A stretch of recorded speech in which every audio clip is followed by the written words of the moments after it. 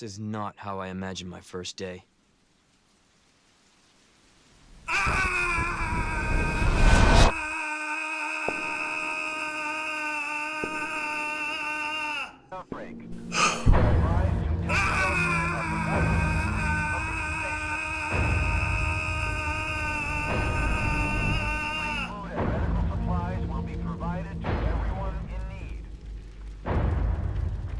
Okay, sorry about that. I just needed to let that out.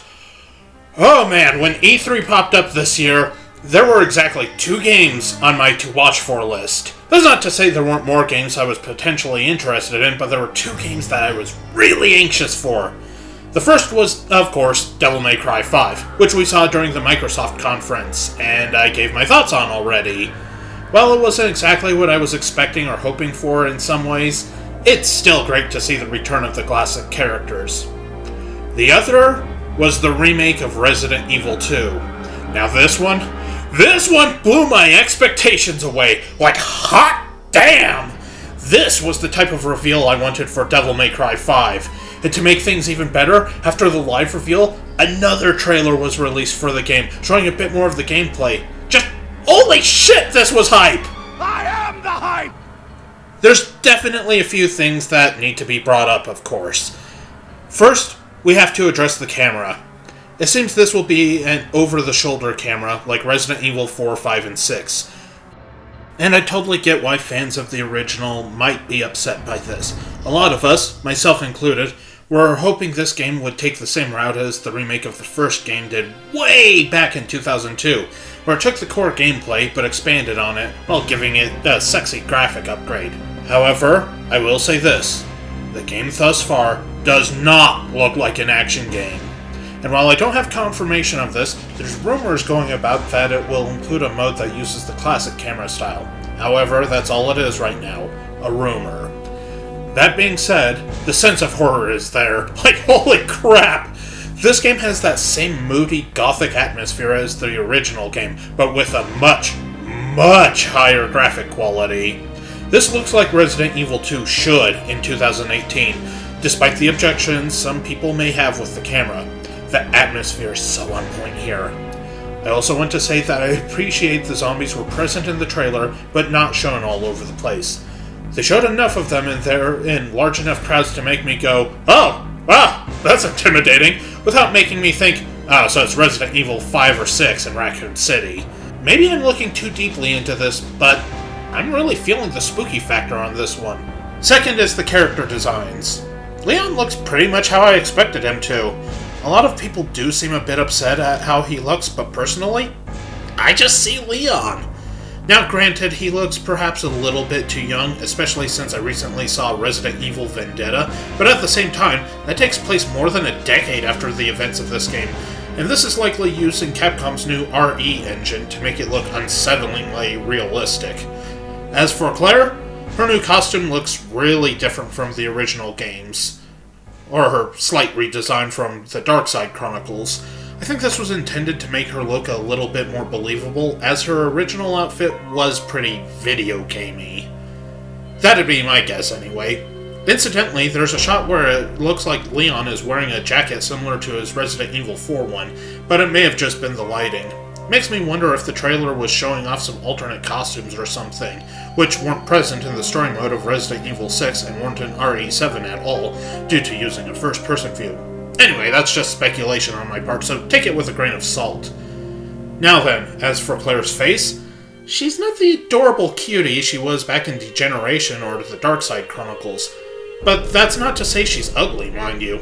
She looks like a younger, more realistic take on her Resident Evil Revelations 2 appearance, in my opinion. If you don't like her Re-Rev 2 design, you might not like this one. I'm okay with it, but I do kind of miss the cuter face from the previous generation. Ah well. Sherry's design, however, is much better in my opinion. I always thought it was weird she was running around in what looked like a Japanese schoolgirl uniform in the original. Even if I kinda like that costume for her older self in RE6 for, reasons. Still, she looks like a much more believable little kid here. We briefly see Ada in silhouette at one point, but not enough to really say much about her. I'm really looking forward to seeing her updated, though. So instead, we'll talk about Marvin. And wow, last time we saw Marvin, he was looking a lot different back in Outbreak. His basic design is unchanged for the most part, but he, Look, I can't be the only one who sees it. He looks so much like Will Smith. People have been joking since the original game that he looked like Will Smith, but now he actually does. I can't be the only one who sees this. Now, the third thing I want to touch on is the voices. And yeah, I'll admit Leon's voice is a far cry from the rugged voice Matt Mercer had, and he doesn't sound much like the original RE2 voice actor, who I believe was Paul Haddad. Claire sounds nothing like Allison Court either. That being said, their performances are fine. The voice acting itself mostly sounds good, except maybe the guy begging Leon for help, who sounds a bit goofy. The fourth thing I'm gonna cover, not enough Claire in the trailer. Apparently, info about the game has stated that Claire will have her own scenario, though I haven't personally seen this information. I'll be a bit disappointed if it's primarily Leon, with Claire being a side character. I also haven't heard anything about the A-B scenarios from the original, but I'm hoping that stuff shows up somewhere. It's a shame there wasn't more about Claire, given that she was just as important to the story as Leon. Seems like she has a bad habit of being reduced to a secondary role in almost every appearance after the original Resident Evil 2. So I'm really concerned she'll get pushed to the side again here, especially since she's a major part of my nostalgia for the franchise, as Resident Evil 2 was the first game I ever played on my PS1. And I started with her scenario.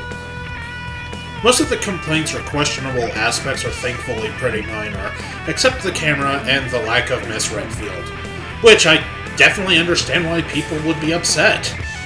Personally, though, I did love these trailers. If they make it feel like the survival horror game it's supposed to be, instead of a modern survival action, then this could very well be the ideal Resident Evil game. It definitely feels like they're going for something kind of like what Resident Evil Revelations did, but with more of an emphasis on the spoopiness. Now for the positives. Basically everything. Oh my goodness, this looks so freaking incredible! I'm loving that even from the brief trailers, it's clear there's new story events. If it retains the soul of the original in its modern incarnation, then I'll have very little to complain about. Maybe it's just the way the trailers were handled, but I was drawn into everything. Familiar yet fresh, and I love it. I'm sorry for gushing, but this reveal made me so very happy. And if this succeeds, I'm really hoping we get a Resident Evil 3 remake to complete the original trilogy. Hopefully one that won't take 16 years to come out. Capcom really delivered this E3, and I couldn't be happier. If Mega Man 11 winds up being great, and it does look pretty good, then I think it's safe to say that Capcom is back to competing with the big boys. Even if they don't hit 3 for 3, I think they're still on the right track. While my hopes for Devil May Cry 5 may not have been fully satisfied, I'm glad it's on the way. But this met my expectations and proceeded to exceed them by a ridiculous degree. I'm really looking forward to January 25th of next year. What in God's name?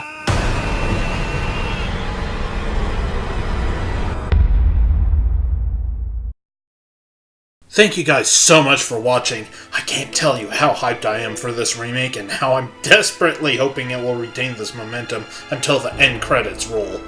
In the meantime, if you want more biohazardous fun, why not check me out flailing around like an idiot in the HD remaster of the first game's remake?